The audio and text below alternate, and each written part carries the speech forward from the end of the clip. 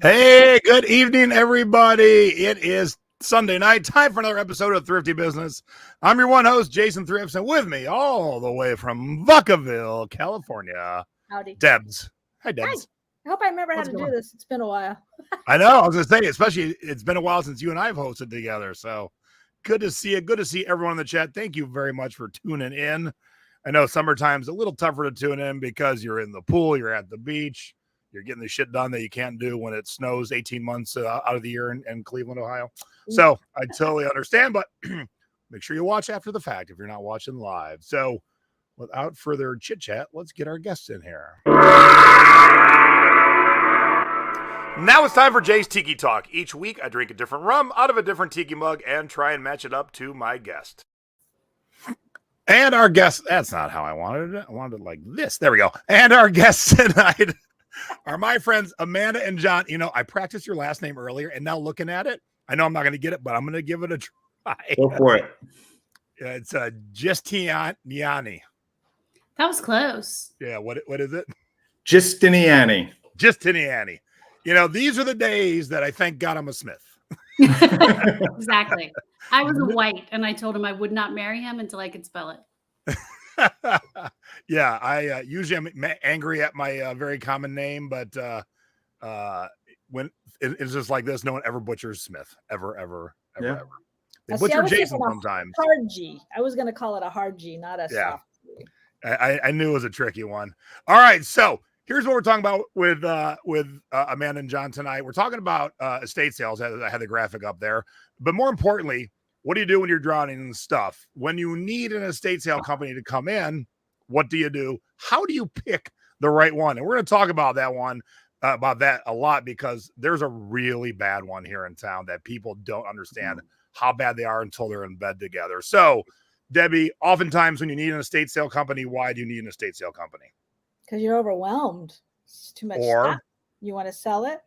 No. Or, what's the main reason? To sell stuff. Someone died. What's the main reason? Well, sometimes someone died, or sometimes someone's downsizing and going to live in I'm trying to get you to lead you to my skull, to my mug. His tiki mug. Oh, I like that. So, based on that fact, I decided to bust out one of my cooler skulls, and it's from Undertow, the tiki bar in Phoenix. And then along the same lines, I went with Ghost Rum. Oh, you are so clever.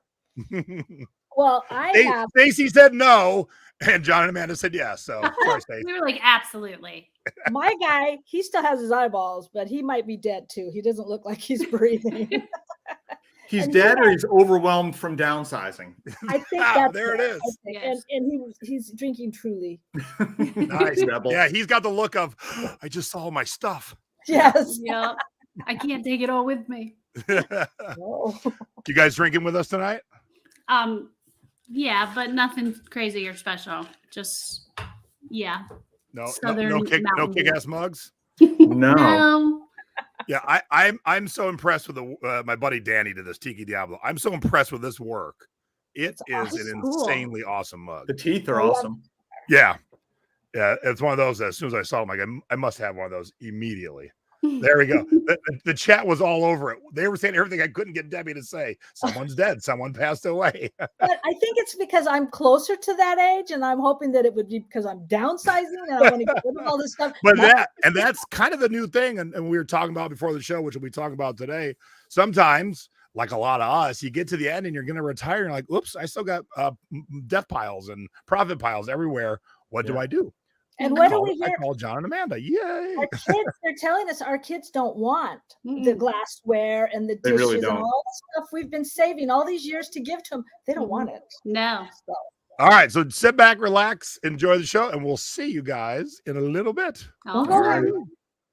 Good to see everybody. I'm so excited. I haven't done this show in a few weeks. So yay, here we go. Here we go. Here we go.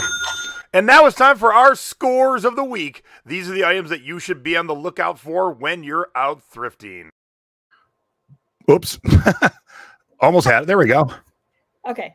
Rolodex cards. These were listed, I think, almost 2 years. I'm getting echo. Can you hear that? I do not hear echo. Okay. I'm going to guess the audience might, but I don't. Okay. Anyway, I'll keep going. So anyway, we sold these to the UK for $48. I couldn't believe it. We paid 50 cents. That's awesome. Yes, to the UK. So we love our international buyers. Hell yeah. Now, my big question is, why weren't you modeling this? I know I think I bought this like 4 or 5 years ago because, everything's either pre-COVID now, during COVID, or post-COVID. So this was definitely pre-COVID. And I thought it was so cool, but it sat around for a couple of years and finally sold. But yeah, I guess I could have put it on. It was kind of really long. I think it's like a 4X or something. It's pretty big, but I thought it was cool. But if sold, 40 to 50 bucks. Nice. These boots kind of go with that vest. I know. I should have put them both on together. Our friend found these and gave them to us. This is my first time using UPS because I'm finally starting to realize. Ever in your life? Yeah, Bill did it once by accident. Hey, how can that be? I don't know. I like USPS. It's easy. And so do I, but bigger packages. It definitely screams for UPS. UPS. It did. We shipped these for $13 to Central California. So it wasn't that far, but it still was a lot less than USPS. And now I feel bad for people that I way overcharged because I shipped them something and I didn't use UPS. So now, better late than never. Yes, and now I know. You just told me you should put this up for sale, right? I did. It sold quickly, which we knew it would. And we're sad to see it go. But I do tell people a lot of our tikis, this is our ATM. And it was time to cash in some of our ATM. And we have a happy buyer who's going to get that little guy. This is when you pay up. We paid up, obviously, to get this. I think we paid $60 for it. And then it sat there. And I was like, because we live in California, my thought is sometimes if we have a big earthquake, we're going to lose a lot of our tiki. So I might as well get them now. So yeah, Bill did a good job with the photos. Nice. Now, if you've not ever looked in the pillow section at a thrift store, there are a lot of pillows that you can buy and flip. I just listed some new Audrey Hepburn ones, and this Sophia Loren pillow went so fast, I probably should have priced it a smidge higher. Yeah. I mean, but that's typically you think of just regular pillows, just one color, but there's always these kind of fun pillows. I found Kiss Cruise pillows from the band Kiss in the pillow section. So if you've never looked in the pillow section, a lot of fun stuff, plus easy to ship. You can suck some air out. It'll go down a little bit smaller. Very easy to ship. I never find any like that. I've also learned to look for really good needlepoint, like Christmas time and things, pillows. So definitely shop pillows. I think this is another one from my uncle's old estate, and I had just found the bag of jackets just 5 months ago, and this just sold. So this actually should have been, I didn't think about this. This definitely should have been my out of season, because who the hell needs this jacket right now? We were all talking about how damn hot it is right now. Who needs a ski jacket in June? It's 115 degrees here today. Well, remember, there's movie props being bought from us too. So, Oh, yeah. And this is my fun one. DJ Shadow is one of my favorite DJs. And once a year in LA, he has a garage sale. And what he sells at the garage sale is a bunch of vinyl. So like a lot of DJs, he buys vinyl all the time. And then he'll clear out from time to time. But while he's doing that, he also has some promo items. And no one pays attention to the promo items except this guy right here. Everyone's fighting for music, and I want that too. But I quickly grab all the promo stuff. This beach ball was $25.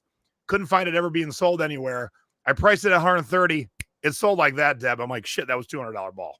Oh. Yeah, I'm sure it was $200 ball. I mean, still a nice return, but I was like, whoops, that should have been higher. My bad. And that's when you don't want to go back and look on eBay and see if they arbitraged it from you and then they're reselling it to make more, because that's happened to me. All right, kind of like Debbie's mug. If you understand mugs, and I try and teach you, they appreciate value so much quicker than everything else, quicker than crypto, the stock market, gold. I bought the circled mug in Atlanta in January for $125, and I sold it this month for $275. That's a hell of a change, a little over 2 times money in just 4 months. And boom, I knew it was special when I saw it. I'm like, oh, sit on it for 3 months, and then away it goes. Yep. Good money in tiki. If you can pay, if you can find the good ones. Yeah. And now it's time for our CD and cassette scores of the week. And as always, we start with flipping cassettes. Do you believe, Debbie? I do. Actually, we sold it for 50. We did a best offer for 50. But this still, is Debbie's cassette sale for $50. I didn't even know we had it listed because Bill found it next to, we go to the post office because it's quick and it's easy and there are friends. And then in the parking lot is a thrift store. And that's where this came from. We paid 50 cents for it and sold it for $50. And I think it was listed maybe a year, but once we reduced the price, and it's Vallejo, it's a very unique one. And Vallejo is just a couple towns over from us. So I like finding those close things, towns when they have a town name in them. And, yeah, I do believe. Got to go find more of these. Now, the funny thing is, I'm about to show you an example of one picture you should have taken. And I got to fix a cassette I'm selling tomorrow. But make sure to take a picture straight on so you can see the sponge. That's a good idea. Yep. So I think typically what I do is straight on like this. So the title's in it, the sponge is in it. I got to fix mine, though. I'm glad I wanted to give you that demonstration. I wouldn't have noticed mine was twisted. I got to fix it. You got a Twisted Sister cassette tape? No, close. Poison. Yeah. Whoops. Too big. Hold on. It is not normal for my co-host to blow my ass out the door, especially on a cassette. So well done. But still, I paid 50 cents for this Poison cassette and sold it for $20. Well, we all learned from you. We wouldn't be looking at cassette tapes if it wasn't for you. So kudos to you.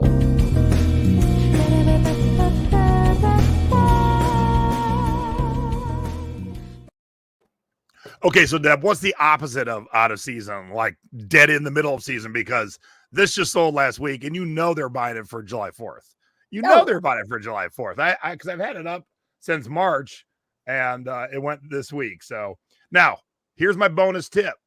If you don't read the liner notes, you don't notice that singing on this record is Molly Ringwald. Yes, that Molly Ringwald of 16 Candles and Pretty in Pink and Breakfast Club fame. She actually sings on this Disneyland record. So that's how you stand out in a crowded field.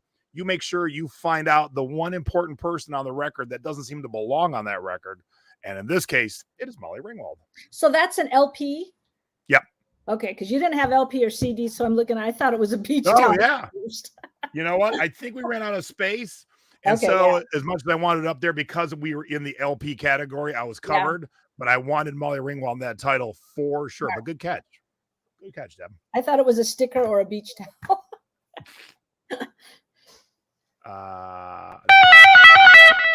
And now we go from flipping cassettes to flipping CDs. I have none. Okay, so you're not going to know who as Sakura Pris. I don't know who it is. But the point of sharing this one is twofold. As you can see, I bought an AU, that means Australian dollar, so directly on eBay Australia. But this was on Amazon for 2.5 years, Debbie years, and it sold on eBay 1 month. So that the one thing I always want to press upon everyone is not all customers are on eBay or on Amazon or on Depop. So this customer wasn't on Amazon for 2.5 years, but they were on eBay really quick. So make sure that you don't give up. Is that anime? Yeah, it's anime. And you didn't have anime in your title? Nope, didn't have room. It'd be down below in the name specifics. Okay. All right, Black Oak, Arkansas, one of the Southern rock bands, paid $1.99 and sold it for $50. Nice. Okay, I'm so excited that I sold a Static X heavy metal band for a CD for $56.66. I see it. But this was autographed and it was on the Just Out cart at Savers for $1.99. So when that Just Out cart comes out, run. Don't wait. Run to it. And I spent $50 for this ELO box set and it sold for $165. You're kind of seeing all my things I teach in one. Don't be afraid to spend $50 if you can sell for $165. Because that will give you good money. Yep. But sadly,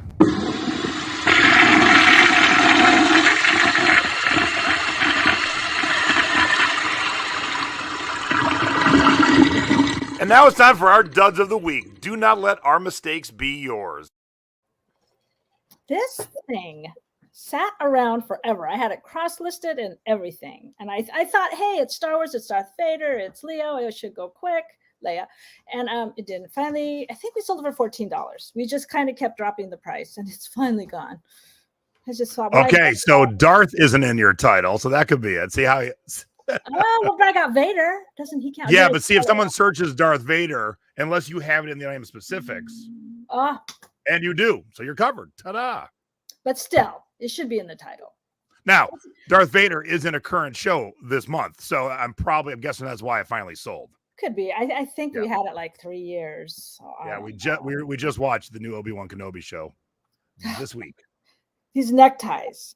This should have also been an unseasonably sold. But honestly, I think I've had this listed since Jesus was still in the manger. And then finally sold for, I think, $11. Yeah. Thankfully, hopefully people making movies or whatever are buying all this out of season stuff. All right. I'm happy to show you when I sell a box set for $165 of CDs. I will also show you the other end of that. A whopping $3.91. Now, when I listed it, it wasn't, I never list a $3 CD, but I also down price as time goes on. And so at some point, this got to be $3.91. And I'm like, I should have just got rid of it and traded it in, but off it goes for $3.91. And I have had this for 3 years. What a fun Peter Pan shirt. I'm not a large, but no one wants it. So Tiki Pug Music, give me $10. It's yours. Come get it. Come get it. Yes. It's yours. Now, what we want to make sure you do is... And now it's time for Where in the World Did Our Stuff Go? If you are not shipping internationally, you are leaving out 7.3 billion with a B potential customers. Yes.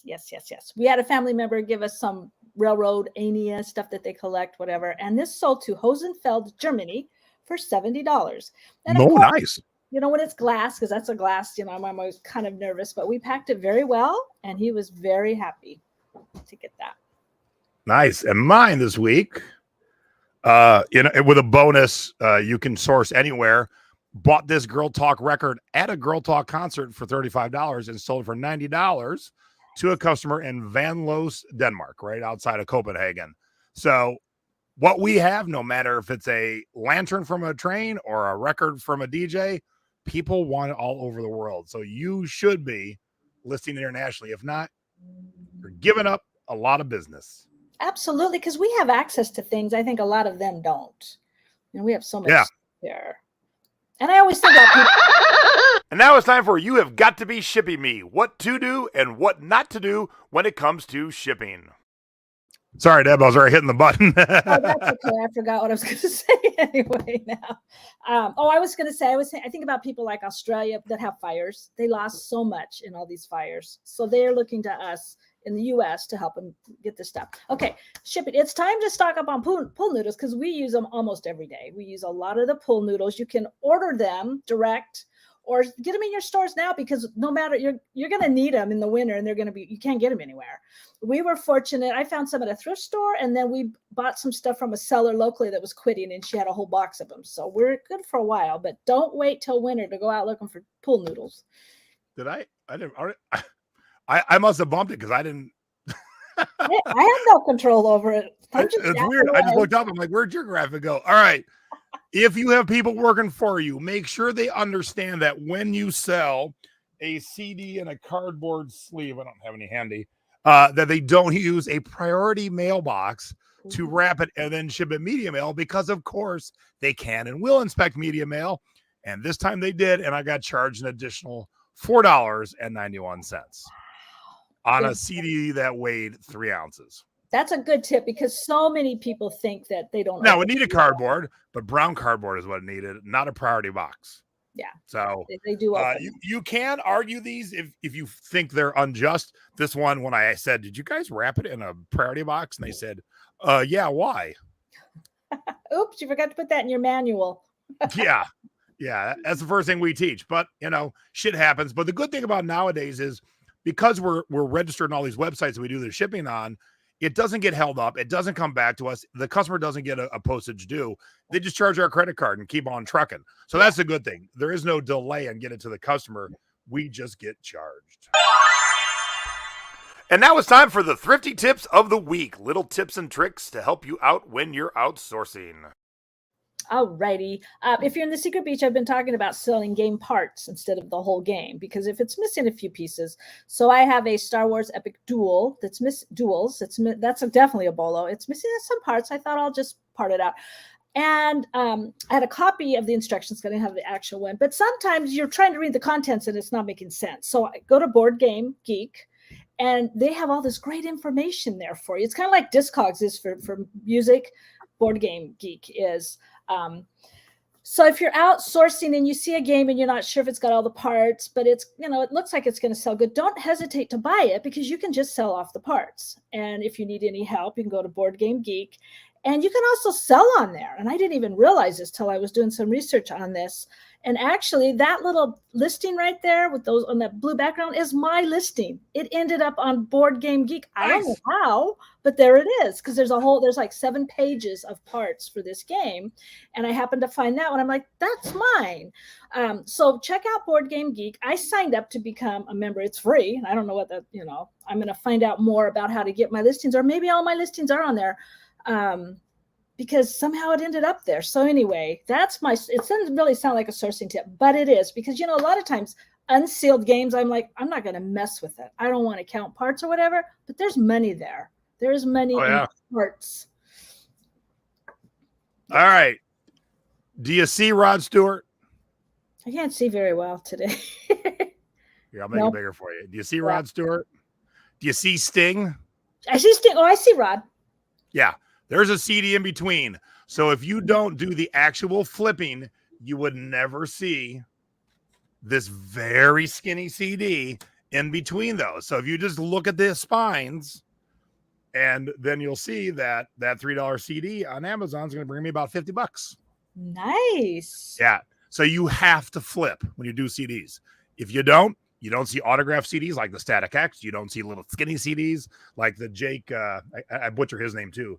Shimabukuro, I think is his last name. Oh. He is mainly a uke player, but he plays a uke like Eddie Van Halen plays a guitar, plugged in with the store shit. I mean, he can play traditional too, but he's like the rock star. So gotta do the flip. And also think about, sometimes the shelves are real deep, and so something could be pushed in the back. So if you're touching and looking, you might stumble on something that got pushed to the back. Good bonus tip.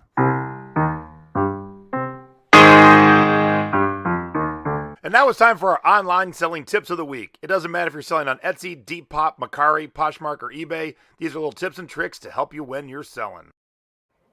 So, speaking of selling parts, I listed 31 listings for the cards that go to this game, because they're all the different character cards. And I was on like the third list, and I'm like, wait a minute, it's got to be a better way. So I made a template.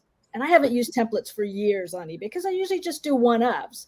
So when you make your first listing, down at the bottom there, it says, save as a template. And then I called it card decks. So you can see ones in the past, I had one for Manja and Levi's, and I don't know. So anyway, I have the game part, I have card decks. So everything is already in there. I would just have to change the character's name, double check my item specifics, and even my descriptions there. Everything's there. So bam, I flew through the rest of those card deck sets. Yes, I did. So use templates, and like even a coffee mug, something that you're going to find pretty regularly. It made it so much quicker. Okay, so if you watched last Thursday night's how-to show, we're going to talk about that a little bit more in a second.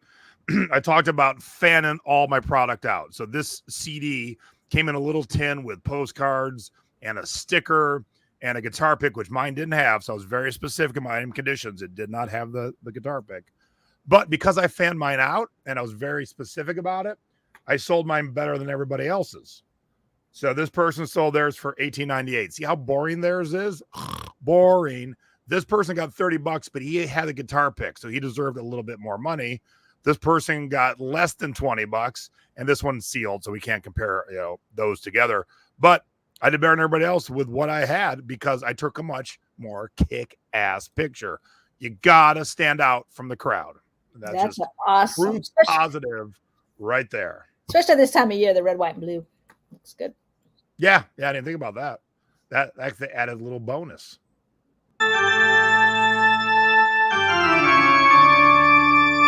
And now it's time for Unseasonably Sold. What did you sell out of season? I can't remember. This went to, I think, 2 Christmases. It went through, and all of a sudden, I think because Bill sent an offer out, and it's just sold for $28 this week. So, I love Christmas. I've never once in the middle of a 115-degree day in June go, you know what I need? I need a Christmas blanket right now. That's what I need. I mean, yes. I love our customers who do that, but I don't understand them. And I've never done that. I think pricing too, because we get things, and I think, and then I think this was something I comped, and somebody sold it for a lot more money. But I, kind of lower the price and send out offers, and it's sold. So. And I have none. I should have put the jack in there, but I don't have any this week. But I do have one of these. And now it's time for Close Encounters of the Thrifty Kind. All right, it's been 100 years since I've had a good close encounter to tell you guys about. So Lit was a alternative rock, punk rock band from the 90s that my wife absolutely loves. They were from Orange County, Huntington Beach. They moved to Nashville a few years ago and started writing music for country stars and did quite well. And they finally thought we should probably put out another album and then go back to our roots and play Anaheim.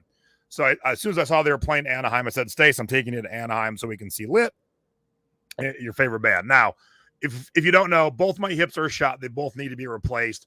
I can walk far distances, but I can't stand for 3 straight hours. I just can't do it anymore.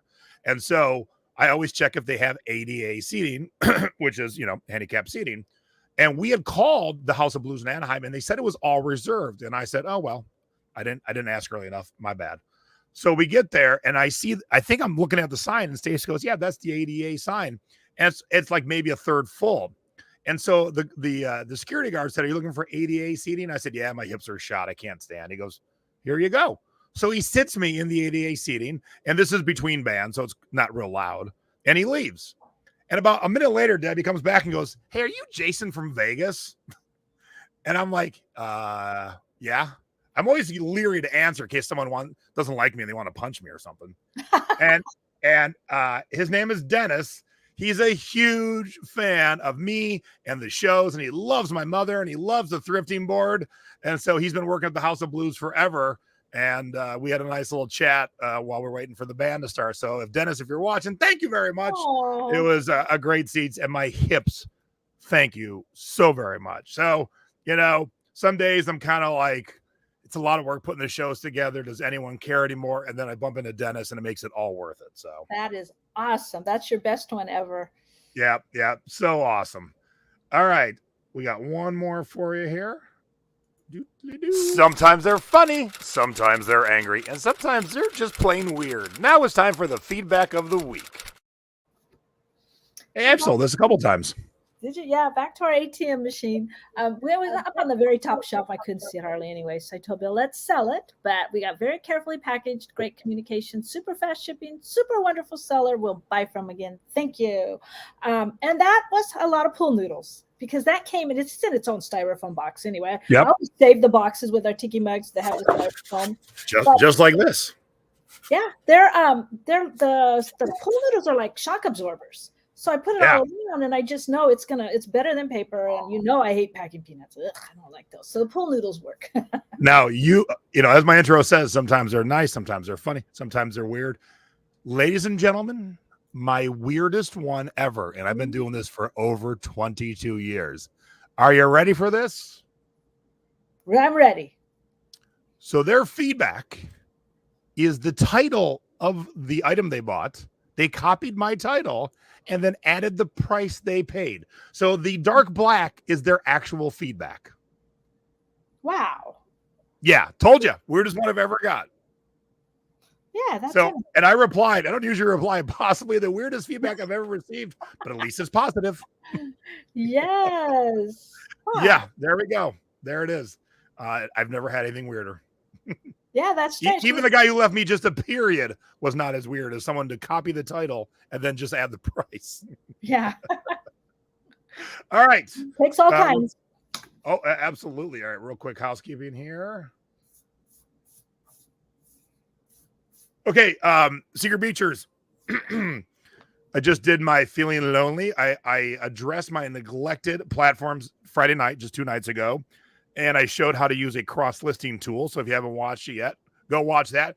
And more importantly, watch it and then go list some things on the platforms you haven't listed on in a month or two. They have customers that are not going to be, you're not going to find on your eBays or your Etsy's. So get over there to your Dpops and your Poshmarks and your Macaris. Yes. And then, okay, go away. I would say I think I've done all great how-to videos, but the feedback I got from last Thursday nights was the best. So if you've not watched how to think outside the box when taking pictures, please go watch that. It will open your eyes. So I got so many great messages. Thanks, Jay. I got to retake some photos. I was taking all boring photos. And so I'm already realized I'm going to have to do a part 2 down the road with different angles and different thoughts and stuff. So I'm glad you guys enjoyed it. But for those who haven't seen that, please go back and watch it. And I think, aren't you going to do a thread in the thrifting board of everybody's going to post their pictures?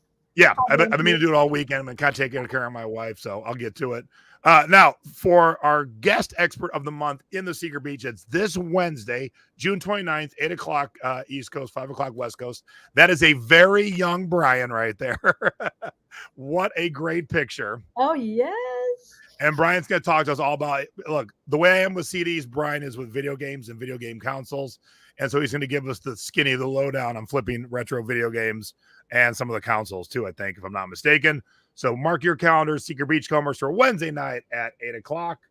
And next Sunday, my mom is having the toughest time with the new eBay flow and how to do her shipping properly. So I got to imagine other people are having a little bit of a tricky time. So we're going to do, see, I don't see it because I use a third-party lister. I don't ever see the flow.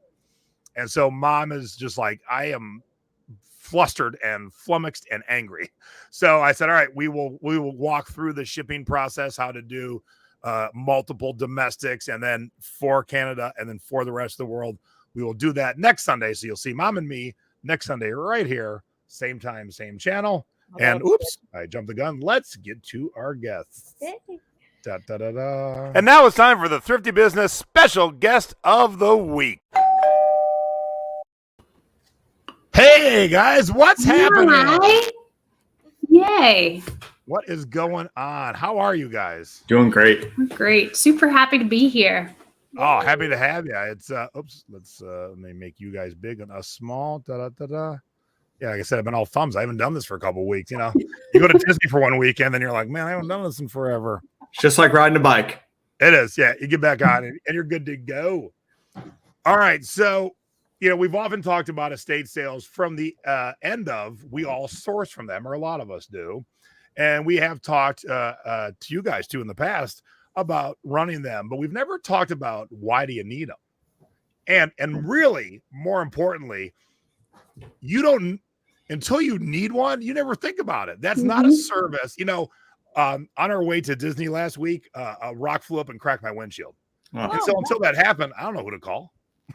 Right. Because that's not something you have on speed dial. Ghostbusters. You have your oil change place on speed dial. You don't have your, I got a cracked windshield guy, or hopefully you don't. If you do, you got all kinds of problems. So when you need an estate sale company, do you just go to the phone book? Holy shit, did I just sound old? Do you go to the phone book? Oh, my mom. Mom, what? Please tell me you're not dying, mother. Please tell me you're not dying, mother. Well, the crazy thing is, too, everyone needs that service at some point in their life, if not for themselves, for a family member. But like you said, they don't know they need it until they need it. Right. And a lot of them don't know a service exists, so they just go donate it all, which from you guys' standpoint is great. But from the family standpoint, that's a lot of revenue they're giving away. So, yeah. Yeah, I was talking to, I forget which friend of mine, another estate sale company runner, and the woman of the house had all these amazing vintage purses, and then the adult child who would hire them, said, "Hey, to the estate sale company, I made your job easier. I donated about 500 of the purses." That's totally happened to us before. I'm like, what? Yeah. So I'm like, look, turn what mom and dad collected into revenue, whether it pays for the old folks home, or if they happen to have passed, pays for the funeral, or if they've done well where that's all covered, then take a vacation and it's on mom and dad. You take the family, take that money and take a vacation, or donate to their favorite charity, but don't just donate it because you're not going to get any return really, other than a little write-off, but that ain't no big deal.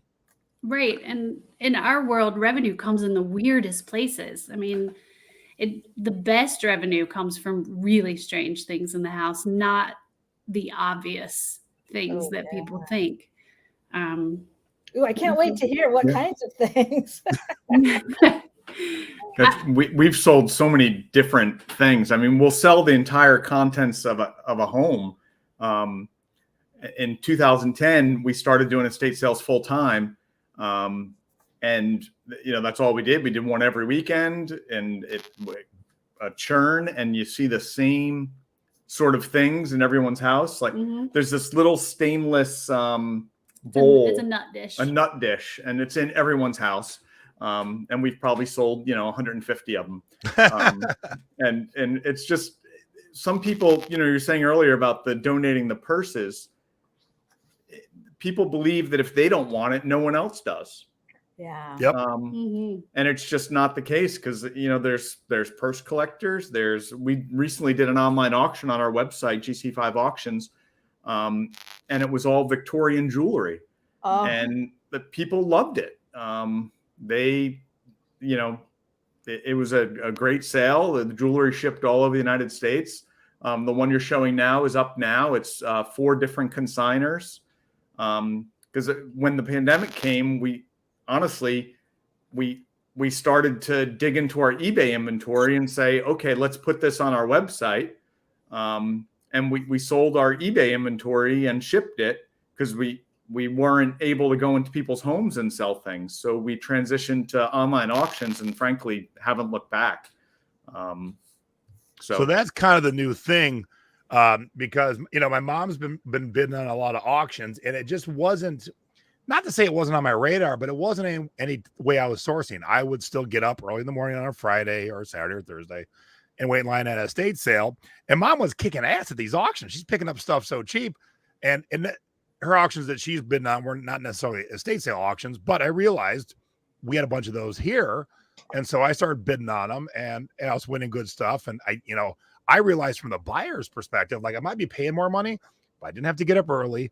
I didn't have to wait in line. I didn't have to fight people and hope I end up in the right room where I saw the pic, Yeah. And so, you also have the ability to do your research. Yep. Before you buy it. Good point. Yeah. So let's back up a sec. You said you've been doing this since 2010. So what's the since 1999 part? So Amanda's a 3rd generation auctioneer. Yeah. So she's been first. Well, I'll let Amanda tell. Yeah. So I got my auctioneer's license in 1999, and I sporadically did estate auctions. My dad owned an auction house that ran once a week, so I worked there for a while. And then when John and I met, we opened a vintage store. We sold nothing but retro stuff. And we learned very quickly we could buy stuff every single day. The number of people that came and was like, hey, my mom just passed. Will you come and, look? Or, hey, will you come look in the trunk of my car? I've got blah, blah, blah. So we could buy stuff every day, whether we were selling or not. And then I told John, I was like, dude, we got to start this estate sale thing and see. I mean, we cannot physically buy every single thing that's offered to us. And it blew up. We made more revenue in one tag sale than our store brought in the whole month. So it was like, this is kind of silly. We couldn't sell it as fast as we were buying it. And that's a recipe for, going broke. So when you did that first estate sale where you said, John, let's pull the trigger and do it, how'd it go? Because Chris Green and I always say the first is the worst. So how'd your Yeah. first estate sale go? There were definite growing pains, and there were things that I was like, "Are you kidding me?" Well, it was also somebody it was like a, I mean, we knew of him, but okay. we thought it went really well. I am sure if we looked back at it now, if we had like a hidden camera and looked back, we'd be like, what were we thinking? And plus it's very difficult when you first start out in that industry, because where do you price it? It shouldn't be at retail, but you don't want it to be a yard sale either, unless you want to be that yard sale company. And we didn't. And then just managing people is oftentimes difficult. So there was a lot of growing pains in that part. But we learned very, very quickly what not to do in a lot of cases. So The fact of the matter is, it's people's lifelong passion and possessions. And we believe it needs to be treated with respect, and it needs to be displayed beautifully. I mean, even when we're doing the online auctions, I mean, we want to make it look as nice as we possibly can. Well, their life is on display. So, when they walk through, I don't want a daughter to be embarrassed for her mother. I don't want, a loved one to walk through and go, oh my gosh, they would roll over if they saw how all of that was thrown in a corner.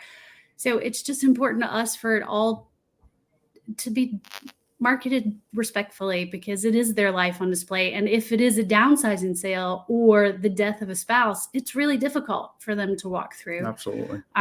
Because they see that and they recognize that. And we deal with grief every week, because not just death is grief. I mean, you're grieving the life that you once lived that you no longer live. You're grieving having to leave the home that you raised your children in, to move, wherever, regardless of where it is. An apartment or assisted living or, whatever. So we just built our business on believing that all of those things matter just as much as the stuff. Because at the end of the day, it's just stuff. Does it ever get to you, the sadness of it? I think it's very difficult, and I'm just going to be honest, because I like to just say it. The people are often very upset, and they hire us to do a job, and we have to just do it and plow through it. We can't really look at. I mean, we look at them, but you can't examine all the items, or it's really a process that the items in the home are holding the home hostage, and they need to sell the home and move on. So it's stuff, and the sadness is in their sort of emotional attachment to items, and it's really difficult to explain and understand that. Probably especially for hoarders. Because hoarders We've done lots of hoard sales. And at this point won't do another one that the hoarder is living. Oh, that's a hard and fast rule for me. Yeah. It's just I mean, I watched the shows a few times. I can imagine there's no way. It's just too difficult. But some of our best sales were hoards. So depending on what they hoard, because they all hoard different things. If they hoarded tiki mugs, you would fly me down, and then we. Yeah, absolutely. Yeah. You would have advanced notice for sure. So you guys are cruising along doing estate sales the traditional way, right? Mm-hmm. Spend the week pricing the stuff. People come in the weekends, and then COVID hits, and COVID was bad for a lot of things and a lot of people, but it was good for a lot of people too. Mm-hmm. Like they re-examined how to run their business, and you guys, like the auction I picked up this past couple of weeks. You moved to online estate sale auctions, and what'd you tell me? Never look back. Yeah. Yeah. If you had asked me during the lockdown when we were having to pivot to that only, I would have said absolutely. As soon as things open back up, that's our bread and butter. That's what I'm doing. But I think the pandemic taught John and I. So we've done this for so long, and when you do a tag sale, we would work Monday through Friday setting up a sale, and then you work all day Saturday and Sunday to actually conduct a sale. So we would have to look, 6 or 8 weeks out to plan a single day off. Yeah. So we worked that way for years. So the pandemic taught us the importance of a work-life balance. So now we work all week getting our auctions up and together, and then we have most of our weekends off. And which is so nice. The revenue is the same. I'm not giving up my weekends now. It's not Now, happening. I mean, that's got to be, Deb, that's got to be just a shocker. Your whole career, you've been working weekends, and you're like, wait, I got a Friday and Saturday night I can go out? Right. Right. I can take a nap on Saturday afternoon? What? Mhm.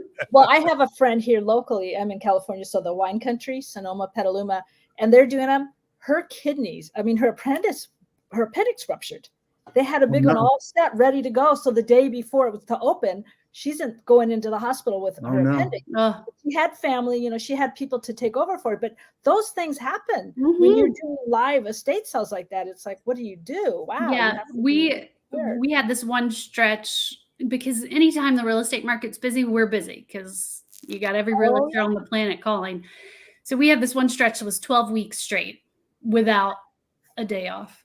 We were on like week 8, I think. And I was super crispy. I don't get crispy very often. Okay. And I don't think I get crispy very often. Define crispy. I came up to John. John always works the register at the tag sales. good. And I came up to him and I said, it's for the betterment of everyone that I am going home now. And I was like, what? He was like, what? I was like, I'm getting in the car and I'm going home. I will see you when you're done. Because Wow. it gets to you after a while, because the tag sale part is different. You've spent all this week properly displaying things and learning about this family. Sometimes you think, oh gosh, this is a sweet little couple, I love them. And sometimes you're like, ooh, I don't know how I feel about this person. But you spend your whole week doing that. And then you get there on the weekend and you've got something priced for $20 and someone comes up and goes, I'm going to give you 2. It's like, no, you're not. Or they tell you 12 things that's wrong with it to justify, their $2. And John will politely say, let me see it. And he'll take it from them and he'll look at it, and then he'll just put it on the floor and say, oh, you don't want it, then it's fine. So after years and years of intense negotiations, you get burned out with that. So the auctions are great. We don't have to negotiate with anyone. So we start most things at price. $3 and let it go. I mean, there's great deals on some things, and some things people are paying more than we would have put more on than it. we would have sold them to. So it's challenging with the negotiations, but with the auctions, it goes away. And I see some questions, holding the inventory. If people have 50% or more, we do the sale in their home. 50% or more of the contents of the home are for sale. So the one, Jason, you were talking about earlier, where it's 4 different auctions. So we'll go to the house, we'll sell the items in the home. People will come pick them up from the home. If they have 50% or less, they'll bring it to our warehouse and we'll put it together with a multi-consigner auction. So the one that's up online now that you showed earlier is 5 or 6 different consigners. They didn't have enough for us to do it in the house. Right. So today we met somebody that dropped off a chest of drawers, a dresser with mirror, and table and chairs. Yesterday, someone dropped off a big, huge bin of jewelry. So it constantly changes what we're selling. We never really know what we're going to get. Well, we do sort of curate it so people don't bring us their yard sale items, but we never know what 3 weeks from now what the auction will be. Yeah, and I'll go back. Michelle asked a great question. I mean, it's like Michelle was setting up the softball tonight, because that's what we're here to talk about. That's why I pulled it off on putting that one up there. Yeah. So Michelle, you're exactly right. People definitely need to do their due diligence when finding an estate sale company. Because of that, we have a very, very loyal customer base here, which I am so appreciative of. A lot of them would come to me and say, hey, my brother lives in Colorado. Do you ever go to Colorado? And it's like, no. I mean, I've been to Colorado, but I won't do a tag sale in Colorado. So we wrote an online course called Liquidation Lifeguards, and it's liquidationlifeguards.com. And that really walks families through that process. It helps them to determine, okay, do I need a tag sale? Do I need to hire an auction company? What questions do I need to ask when I'm hiring a company? What red flags do I need to look out for? How do I find these companies in my area? There's all these different things that people need to know. And this program walks them through that, even down to, hey, how do I have that conversation with my family? How do I say, hey, what do you want? What do you not want? How do you do that? How do I process my house? How do I go through and determine what I want to keep? And what's the best way for me to do that and not get overwhelmed? There's so many different things on this course. And we wrote it for that reason, because so many people came to us and was like, hey, you can't help me, but I need someone to help me. What kind of questions should I be asking? And that's the whole purpose behind Liquidation Lifeguards, because we do believe it is a personal thing, and you need to find, most importantly, people that you trust. And how many people do I talk to? What questions do I ask them? Where do I start in finding them? That's not the yellow pages. Right. So we give like real tactical information, like go to this website. If you're, go to these two websites and determine which one's servicing your area the most. I think that resource is so important. But again, so many people don't know they need it until they need it. Right. That's what I was going to say. What a hand-holding thing for them to have when they need it right now. And like you said, they're already frazzled with funeral homes and all the other stuff they have to deal with. And all of a sudden they need the money possibly, or maybe the house is being foreclosed on and they've got to get stuff out. So this is a great resource. It's a great gift. And it's also something they can go through at their own pace, because some people, not everyone grieves the same way. Our house that we live in now, I bought from my father. My mother passed away. My dad couldn't stay here. He stayed here 2 nights after my mom passed. For 3.5 years, no one lived in this home. I mean, her vanity still had her moisturizer on it. We just couldn't bring ourselves to do that. So everyone tackles it differently. So with this, they can actually go through at whatever pace they want to.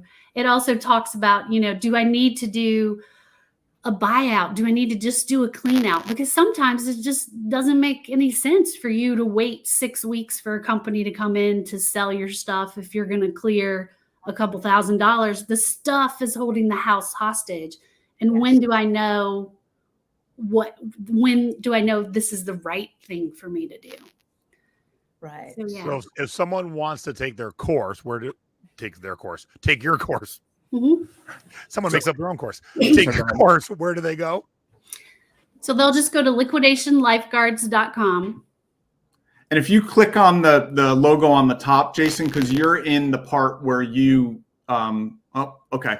So because you've taken the course, you're getting a slightly different view. So if they go to liquidationlifeguards.com and register for the class, we put together a discount code for anyone watching. And it's just Thrifty in all caps, and you'll get the whole program for half off, which will cost you $14.99. And on there are 7 professionally produced videos that are going to walk you through it. There's also, written content and that kind of stuff. There's also an opportunity to, so I also do consults just, on Zoom or whatever. If you need just someone to say, hey, I've interviewed these 3 people. This is what I found out. This is how I feel about them. This is what they said, but I don't know how I feel about that. Yep. The course also talks about different ways that we as companies are paid, because that's different in all different parts of the country. Mm-hmm. Sometimes it's a flat commission rate. Sometimes it's what's called a guaranteed minimum. There's all different kinds of things that are behind the scenes that the buyers aren't privy to, that we talk about. So, yeah. There's lots of things. Go ahead. But I was going to say, I label you guys as heroes because you are heroes to the people that need this. That's awfully sweet. When they're desperate, they're lost. And then you got the family fighting. Do you ever have to deal with that? Yes, absolutely. all the time. And we as a company have to know when I'm not getting involved with that. You guys work it out over there in the corner. And when you're ready, come find me. John and I went on a really awkward consult one time. Do you remember that with the sisters? So we go in this consult. You could tell they kind of maybe didn't like each other very much, but they were civil. Okay. And then one of them said, hey, there's stuff in the garage. If you want to go in and look, just go in the garage. John and I go in the garage and the garage door closes and all we can hear are those two women screaming at each other at the top of their lungs.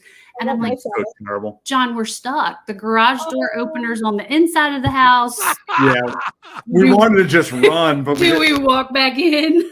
And we ended up doing their sale and it did fine. And there was no problem. We, sold everything and cut them a check, but it was very unpleasant just being around. And it's really hard dealing with that. And All right. So let me ask you what you would have done. I was at an estate sale many years ago here in Vegas, and the person had collected collectible plates. Oof. Like I collect tiki mugs and like Debbie collects tiki mugs. And so imagine like a 2,000 square foot ranch house, every inch of wall space, collectible plates all the way. Now, here's the one part that I was like, really? So I bought some. There was a few that worked into part of my decor that I wanted. And she goes, do you want the original boxes they came in? And I said, yeah. She goes, they're in the garage. You got to dig for them yourself. Oh. And it was like Lord of the Flies in the garage. Right. People fighting for boxes. Now, would you have done that? Or would you have taken the time to match up like, okay, in this room, here are the boxes for this room?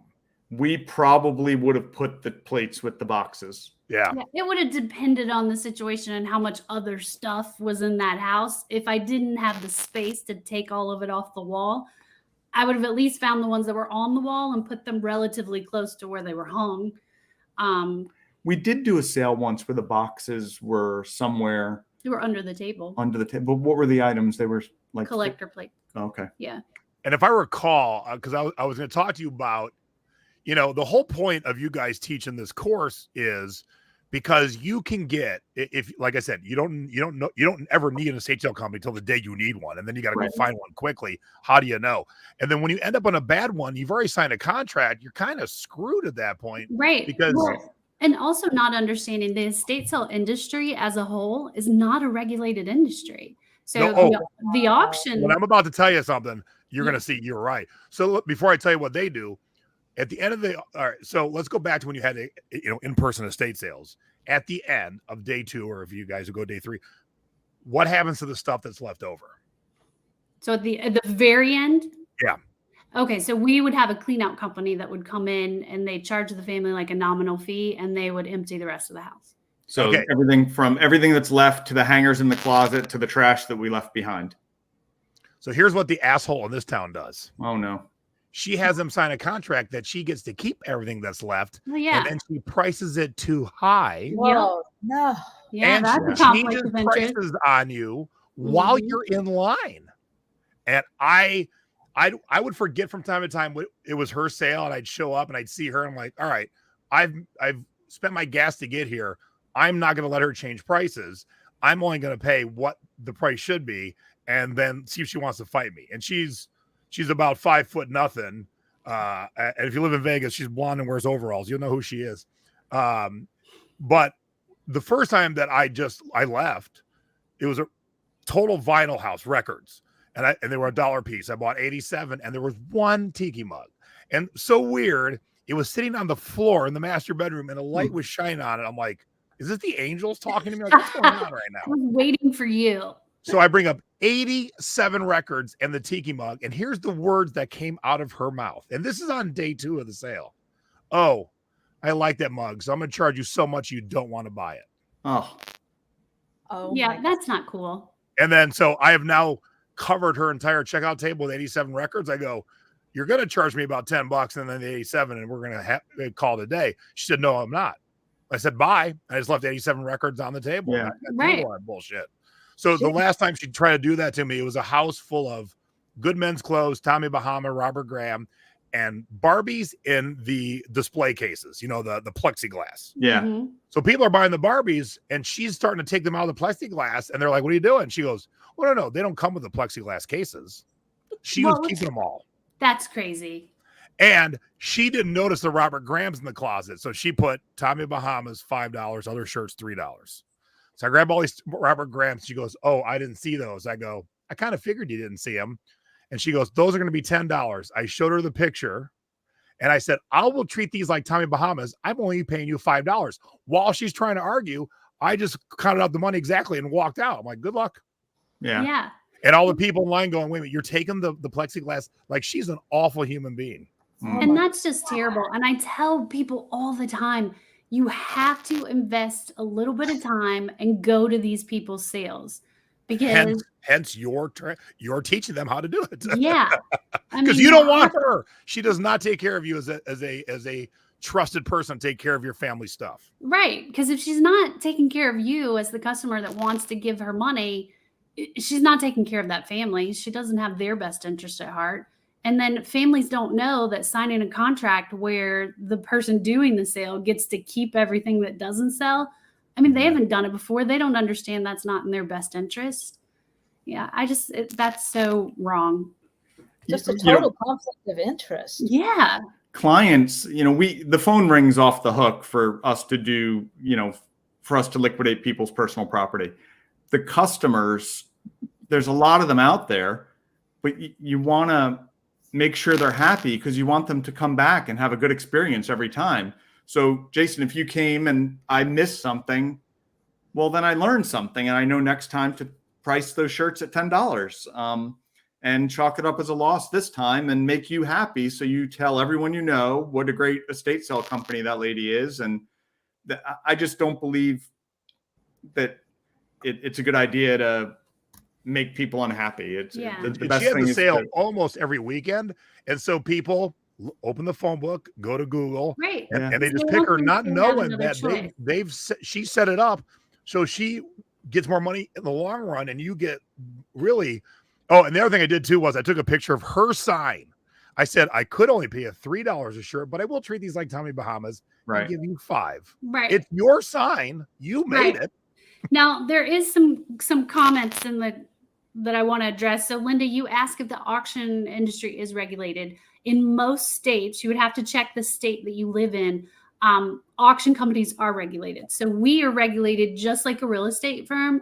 We had to go to school. We had to take a state board. We do continuing education exams, there is classes. A governing body that governs us. We could be audited at any time. There's a set of laws set up from the state of North Carolina that we have to follow.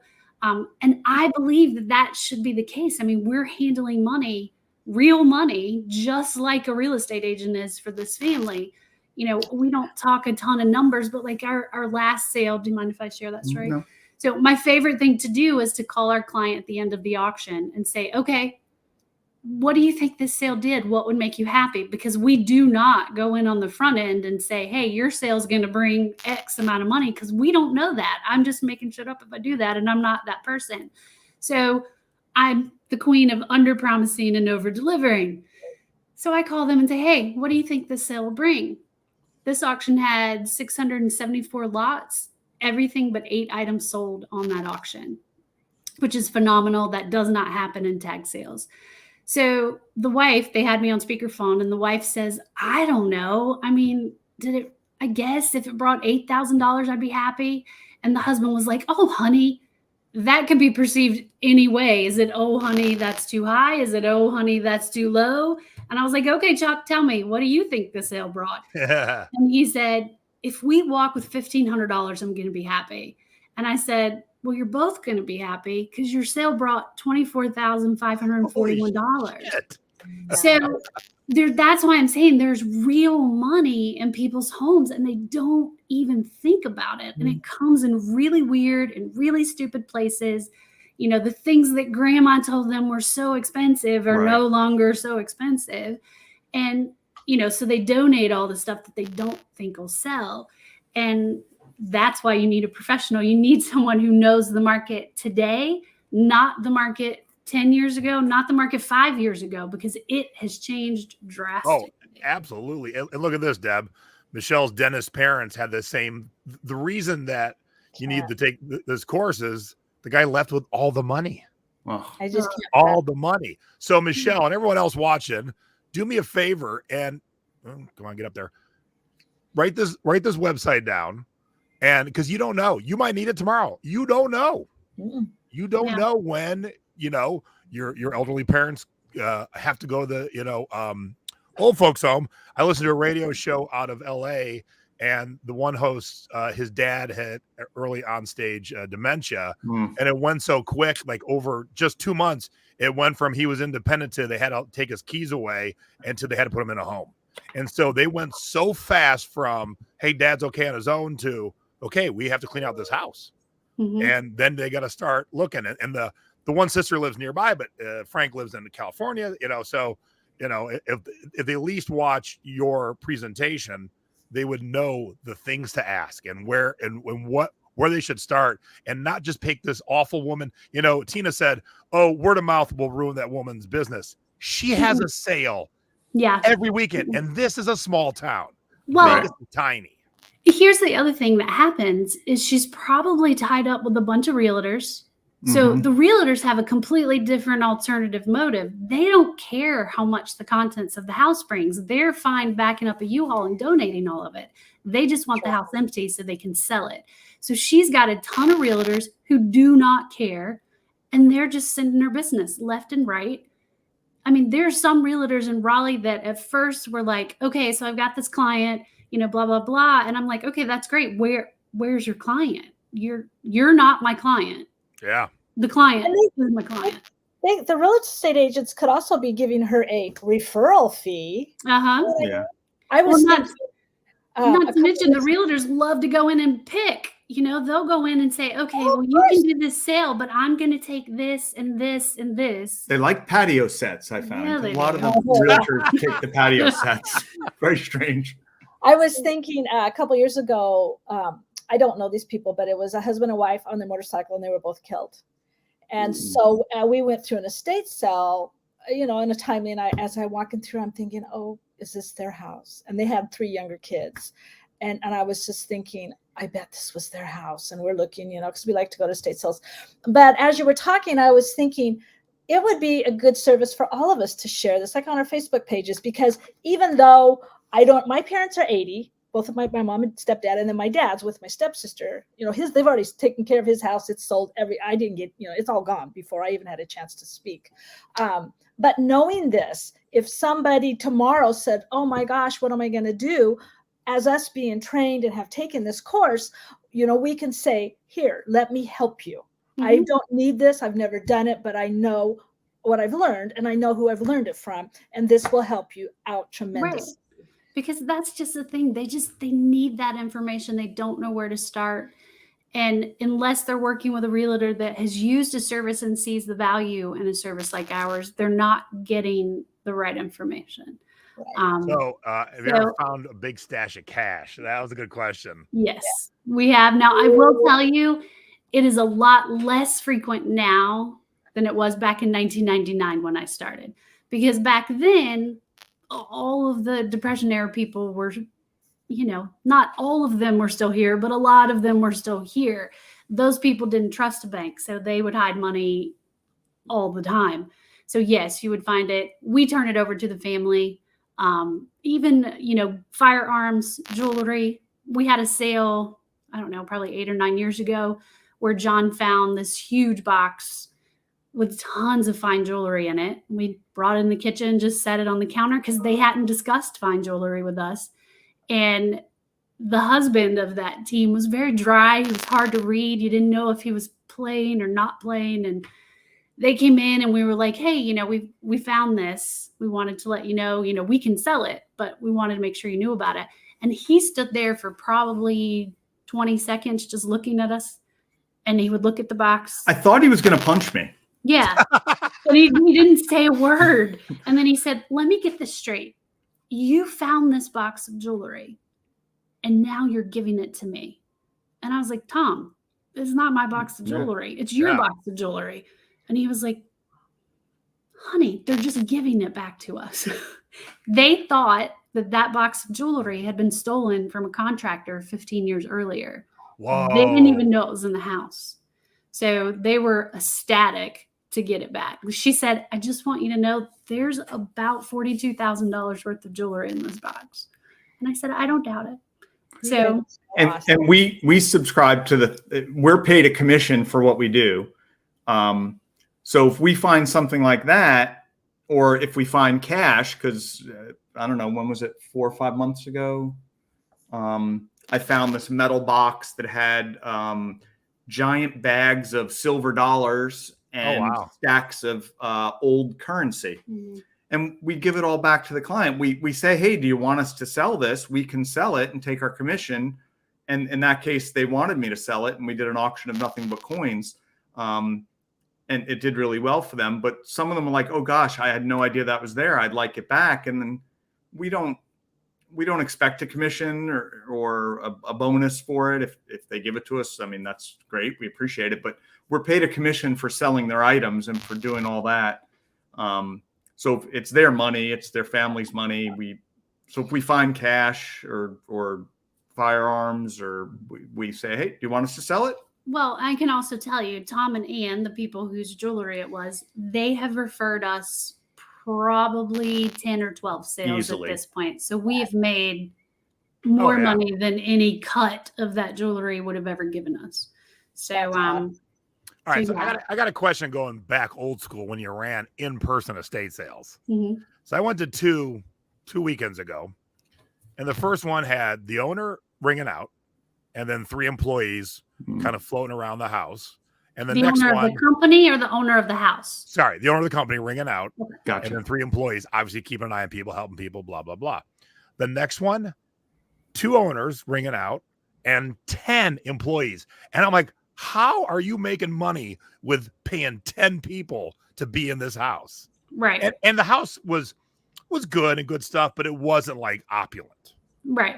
And I'm like, I've never seen so many employees ever. Jason, we've been small business owners for so long, and I have the saying, you don't have to pass a test to own your own company. It doesn't have to make sense. You don't have to be smart to do it.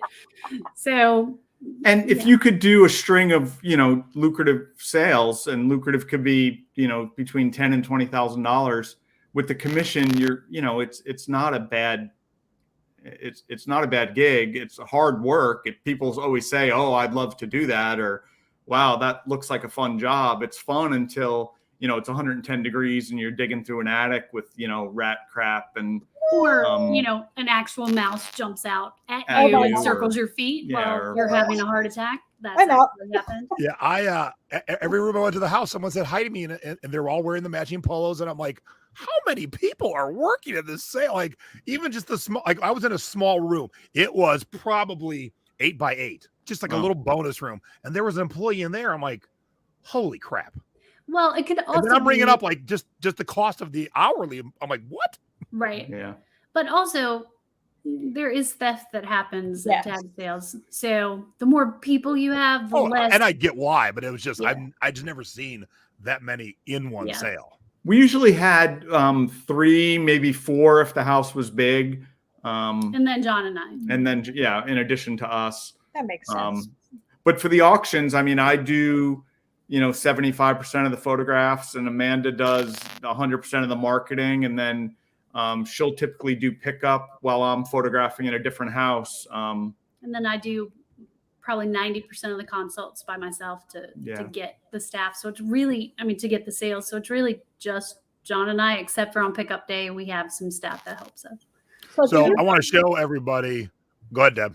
Do you not ship these items that you're auctioning? No, we do. We ship all over the country. So we can shop your auction. Absolutely. We like for people to, if they want something shipped, just to shoot us an email and say, hey, will you ship this? Because there's some things we won't. Yeah, I won't ship furniture. Don't like to ship large paintings. Can you ship this refrigerator?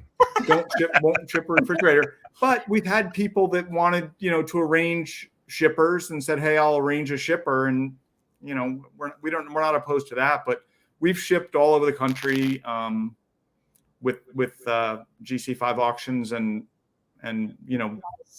people love it. Yeah. So I will tell you, talk about perfect timing.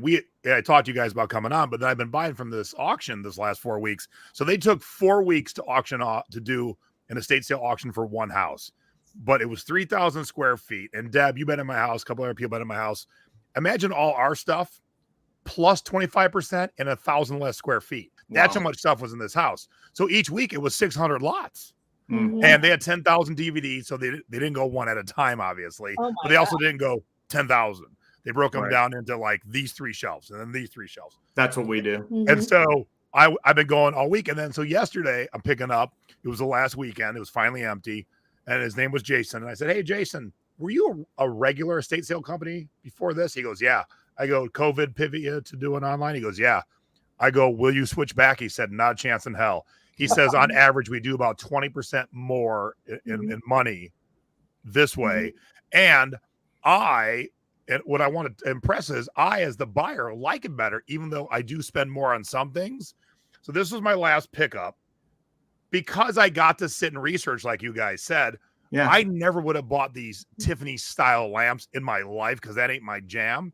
But I'm looking at them and I'm researching the ones that aren't Tiffany, and they're all selling for like 200 a piece, 250, and these were 70 for the pair. And when I picked them up, they're so solid and heavy. These are not cheap lamps. And I was supposed to get 6 director's chairs. I got them for $10, all 6. Oh, wow. But some That's asshole stole one before I got there. Bastards.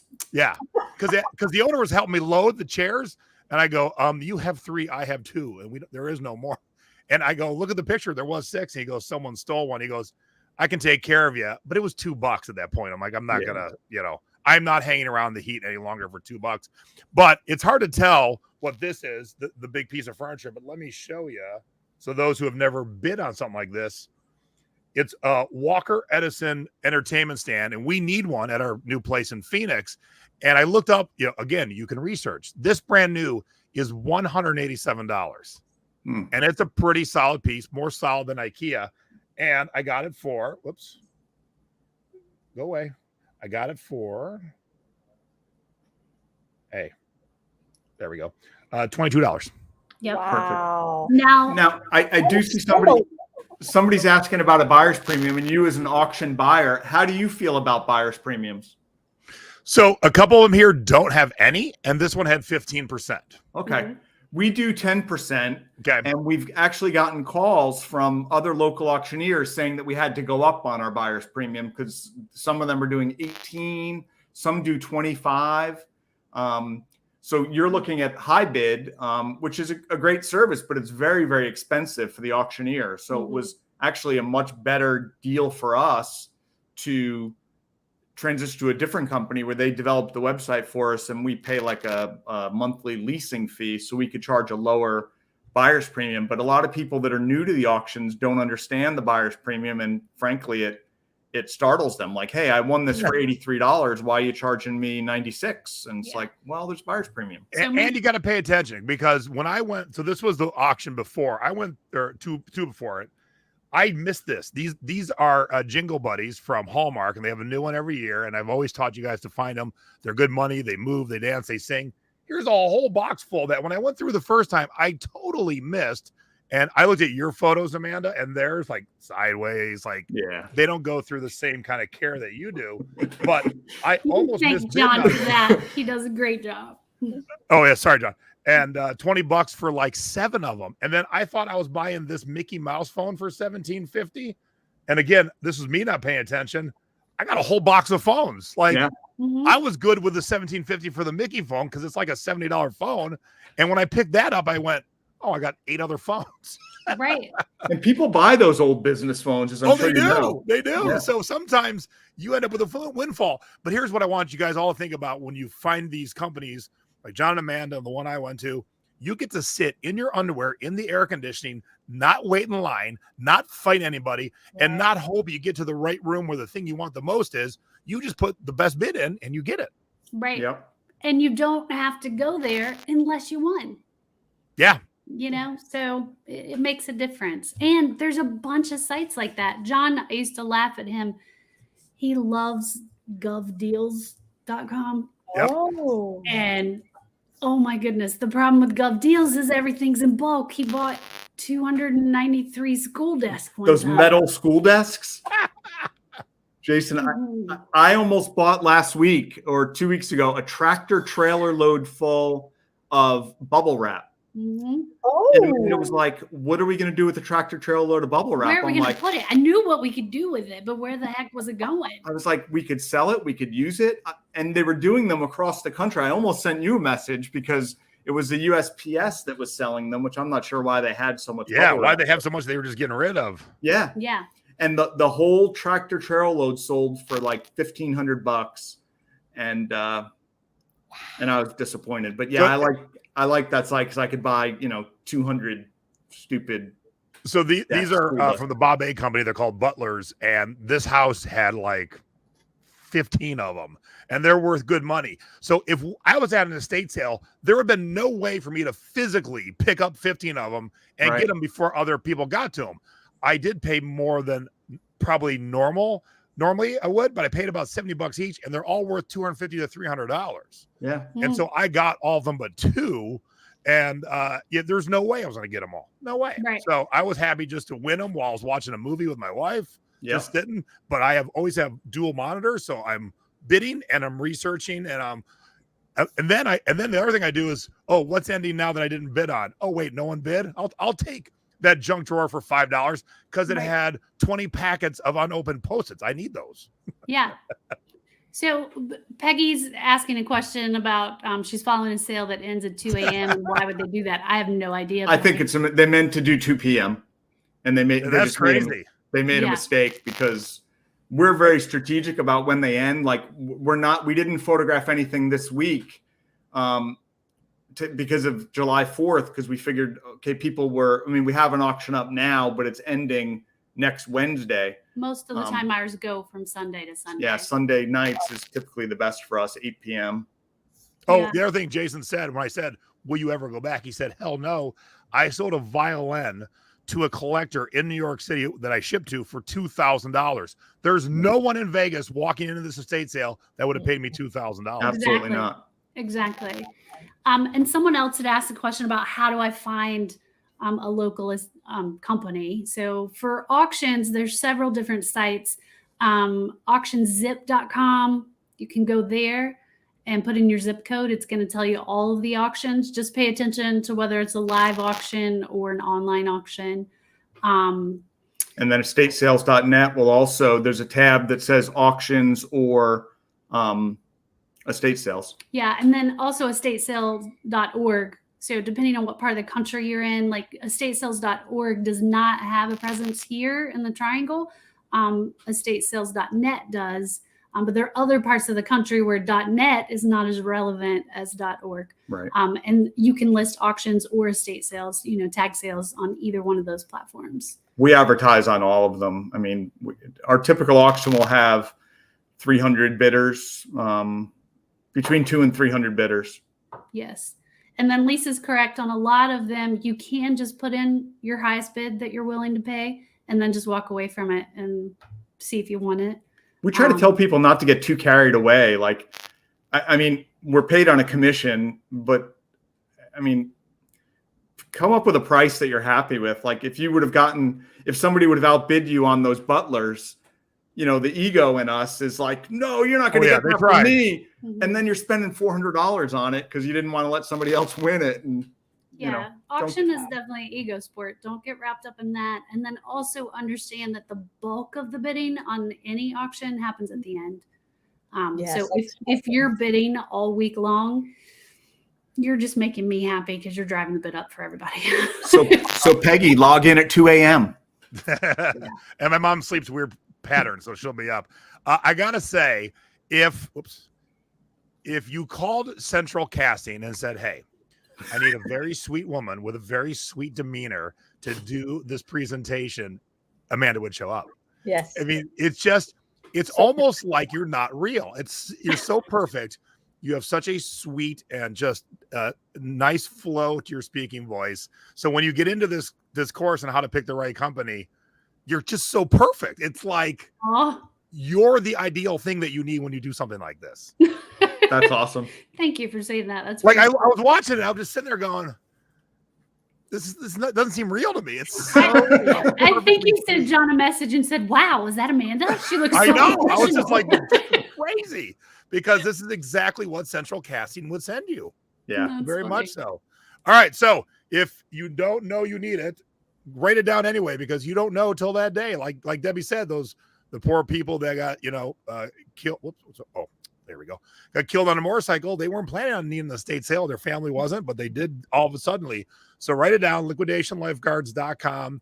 Share it with anyone that might need it. You might need it. You never know.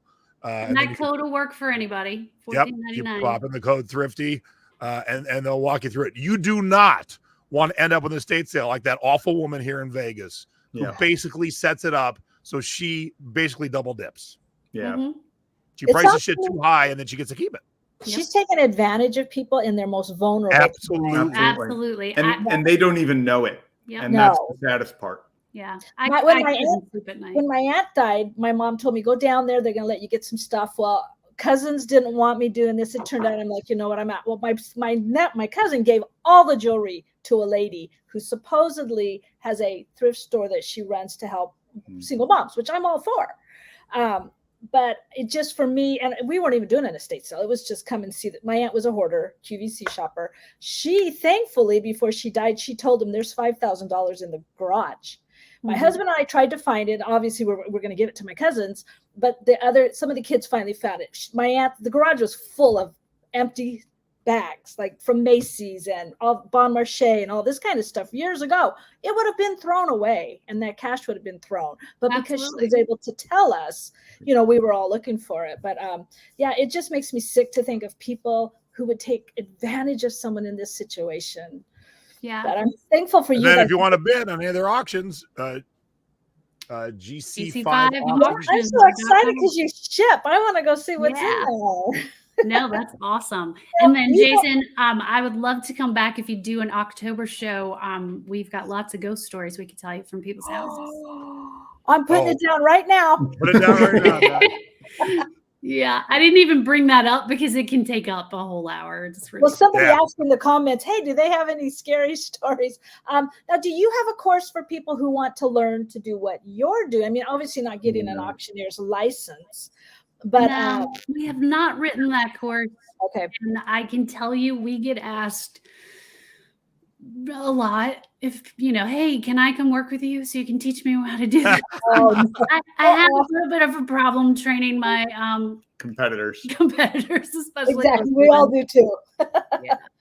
Okay. So, but yeah, we were, I was asked to speak at the National Estate Sale Conference back in 2020 in Nashville. So I did speak there to teach. That specific course was on setting proper expectations for your clients. So yeah, we do some education, but we haven't written a course for that. I think my friend might have been at that because she had posted some pictures about being in Nashville, and I put two and two together. I'm going to send this link to her, but yeah. Jason, you'll enjoy this. In the lobby, we were having a drink in the lobby bar, and this guy gets onto the elevator, and Amanda was like, wow, look at that old crusty rock star. I said, he looks like a crusty rock star. And then he comes down, and he's wearing this like purple suit and stuff, and it's Robert Plant. Oh, I'm like, yeah, man, it is a crusty rock star. It's Robert Plant. Yeah, hell yeah. Bar, and we stared at him for a bit. He didn't want anyone talking to him or anything, but and you gave him your business card and said, when you die, yeah, exactly, I would love to take over your house. Now, I have one more funny story, Jason. Your Close Encounter story made me think of it. Sure. I'm of the age that I needed a colonoscopy, and I'm on the table, on my side, and this lady in the room leans over me and goes, wait, do you do estate sales? And I was like, not the time. I mean, that is the craziest thing. Who says that when you're in such a compromising position? Well, they got your attention. I could not think of a better note to end on. So with that, I say thank you guys very much for coming on. Thank you guys. Please, everyone, share the link to the website and go bid on the auctions for sure. And yes, they'll be back. We'll have a haunted stories episode in October. I love that idea. Awesome. Thank you for having us. We really, really appreciate it. You guys have been great. Oh, anytime you guys want to come on, the door is always open. Plus, you're one of my drug dealers because you find rum for me. Yeah. Now we know why And you're. tiki mugs, if you ever found any. I'm like, damn it, you still have not found any. They're keeping those, Jason. Yeah, I know. They got their own collection. They still want to tell me. Yeah. All Thanks, right, everyone. everybody, We give them a appreciate big old thumbs up. If you've not subscribed before, subscribe, click the bell, and we will see you. Mom and I will be back here next week helping Mom and probably some of you figure out the new flow for shipping. And with that, I say ta-ta.